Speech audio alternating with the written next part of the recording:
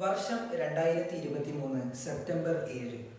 മുൻ രാഷ്ട്രപതി രാംനാഥ് കോവിന്ദിന്റെ അധ്യക്ഷതയിലുള്ള സെൻട്രൽ ഫോംസ് പാനൽ പുതിയ ഉത്തരവിറക്കി. ഒരു രാജ്യം ഒരു തിരഞ്ഞെടുപ്പ്. പ്രതിപക്ഷ നേതാവ് രാഹുൽ ഗാന്ധി ഇത് രാജ്യത്തോടും സംസ്ഥാനങ്ങളോടും ചെയ്യുന്ന അക്രമമാണെന്ന് വിശേഷിപ്പിച്ചു.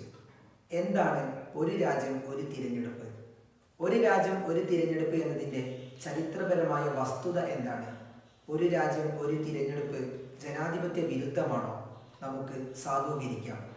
ലോക്സഭ, സംസ്ഥാന നിയമസഭാ തിരഞ്ഞെടുപ്പുകൾ ഒരുമിച്ച് നടത്തുക എന്നതാണ് ഇതുകൊണ്ടുള്ള ഉദ്ദേശം. ഒറ്റഘട്ടമായോ നിശ്ചിത സമയപരിധിക്കുള്ളിലായോ ഇത് നടത്താവുന്നതാണ്. ലോക്സഭയിലേക്കും സംസ്ഥാന നിയമസഭകളിലേക്കുമുള്ള തിരഞ്ഞെടുപ്പ് ഒരുമിച്ച് നടത്തുക എന്നത് BJP ഏറെക്കാലമായി ആവശ്യപ്പെടുന്ന ഒന്നാണ്. 2014 ലോക്സഭാ തിരഞ്ഞെടുപ്പിൽ അവരിത് കൃത്യമായി പറഞ്ഞിട്ടുണ്ട്. അവരുടെ പ്രകടന പത്രികയിലും ഇത് വ്യക്തമാക്കുന്നുണ്ട്. കേന്ദ്ര സർക്കാർ ചർച്ചകളിൽ വീണ്ടും ഇത് ചൂടുപിടിച്ചിരിക്കുകയാണ്. ഏറ്റവും പ്രാധാന്യമർഹിക്കുന്ന കാര്യം എന്തെന്നാൽ നമ്മുടെ രാഷ്ട്രം ഒരു ഫെഡറൽ രാഷ്ട്രമാണ്. സംസ്ഥാനങ്ങൾക്ക് പ്രാദേശികമായ രാഷ്ട്രീയമുണ്ട്, പ്രാദേശികമായ പ്രശ്നങ്ങളുണ്ട്. വ്യത്യസ്ത സംസ്ഥാനങ്ങളിൽ വിവിധ രാഷ്ട്രീയ പാർട്ടികളാണ് അധികാരത്തിലിരിക്കുന്നത്. സ്വാഭാവികമായും ഒറ്റ തിരഞ്ഞെടുപ്പ് എന്നതിനെ ഉയർത്തിക്കൊണ്ടുവരുമ്പോൾ പ്രാദേശികമായ പ്രശ്നങ്ങളും ആവശ്യങ്ങളും മാറ്റി നിർത്തപ്പെടുകയും ദേശീയ പ്രശ്നങ്ങൾ പ്രാധാന്യമർഹിക്കുകയും ചെയ്യും. ദേശീയ ആവശ്യങ്ങൾ കൂടുതലായി ചർച്ച ചെയ്യപ്പെടും.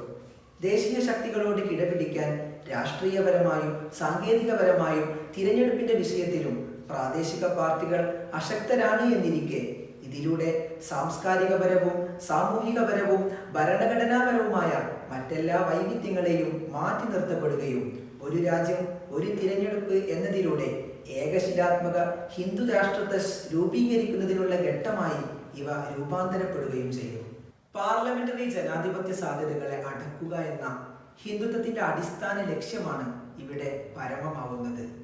സംസ്ഥാനങ്ങളുടെയും പ്രാദേശിക പാർട്ടികളുടെയും രാഷ്ട്രീയ സാമ്പത്തിക അധികാരങ്ങൾ നാമമാത്രമാക്കിക്കൊണ്ട് പൊളിറ്റിക്കൽ സോവർണിറ്റിയെ യുക്തിപരമായും രാഷ്ട്രീയപരമായും ഇല്ലായ്മ ചെയ്യുക എന്നതിനുള്ള ഇടപെടലാണ് ഇവിടെ പ്രകടമാകുന്നത്. ഏകാത്മക സമൂഹം, ഏകാത്മക രാഷ്ട്രം, ഏക ഭാഷ, സംസ്കാരം, ഏക ഭരണകൂടം എന്നതിൻ്റെ പ്രായോഗികതയിലേക്കുള്ള ചുവടുകൾ. വൈവിധ്യങ്ങളാൽ സമൃദ്ധമായ ഇന്ത്യയുടെ ഭൂമിശാസ്ത്രപരമായ പ്രദേശങ്ങളിൽ നിന്നുള്ള ജനങ്ങൾ 2 വർഷം കൂടുമ്പോൾ 1/3 ഭാഗം മാറി വരുന്ന രാജ്യസഭാ ഘടന വിഭാവനം ചെയ്യുന്നത് തന്നെ വിവിധ കാലങ്ങളിലെ ജനങ്ങളുടെ ആവശ്യങ്ങൾ ഭരണഘടന മുഖവിലക്കെടുക്കുന്നതിലൂടെയാണ്. ഇന്ത്യ എന്ന ദേശീയത നിലനിൽക്കുന്നത് തന്നെ രാജ്യത്തിൻ്റെ വൈവിധ്യങ്ങളിലാണല്ലോ. ഒരു രാജ്യം ഒരു തിരഞ്ഞെടുപ്പ് എന്നത് പുതിയ ഒരാവിഷ്കാരമല്ല. സ്വതന്ത്ര ഇന്ത്യയിൽ 1951 52 നടന്ന തിരഞ്ഞെടുപ്പ് ലോക്സഭയിലേക്കും നിയമസഭകളിലേക്കും ഒരുമിച്ചായിരുന്നു വോട്ടെടുപ്പ്. 1957 ഭാഷാടിസ്ഥാനത്തിൽ സംസ്ഥാനങ്ങൾ രൂപീകൃതമായപ്പോഴും അങ്ങനെ തന്നെ ആയിരുന്നു തിരഞ്ഞെടുപ്പിന്റെ ഘടന. എന്നാൽ 1957 കേരളത്തിൽ അധികാരത്തിലേറിയ EMS സർക്കാരിനെ ഭരണഘടനാ അനുച്ഛേദം 350 പ്രതിപാദിക്കുന്ന പ്രത്യേക അധികാരം ഉപയോഗിച്ച് കേന്ദ്രം പിരിച്ചുവിട്ടു. 1960 കേരളത്തിൽ വീണ്ടും നിയമസഭാ തിരഞ്ഞെടുപ്പ് നടന്നു. ഒന്നിച്ചുള്ള തിരഞ്ഞെടുപ്പ് പ്രക്രിയയിൽ നടന്ന ആദ്യത്തെ മാറ്റമായിരുന്നു അത്. ആവർത്തിച്ചു വന്ന രാഷ്ട്രീയ സ്ഥിതികൾ തിരഞ്ഞെടുപ്പുകളിൽ വീണ്ടും മാറ്റങ്ങൾ ഉണ്ടാക്കി. 1966 77 ഇടയിൽ 39 തവണയാണ് രാഷ്ട്രപതി ഭരണം ഏർപ്പെടുത്തിയത്. ലോക്സഭ, നിയമസഭാ തിരഞ്ഞെടുപ്പുകൾ ഒരുമിച്ച് നടത്തുന്നതിൽ ഭരണഘടനാപരമായ പ്രശ്നങ്ങളുണ്ട്. ഒന്നിച്ച് തിരഞ്ഞെടുപ്പ് നടത്തേണ്ട സാഹചര്യങ്ങളിൽ നിലവിൽ മിക്ക സംസ്ഥാനങ്ങളിലും കാലാവധി പൂർത്തിയായിട്ടുണ്ടാകില്ല.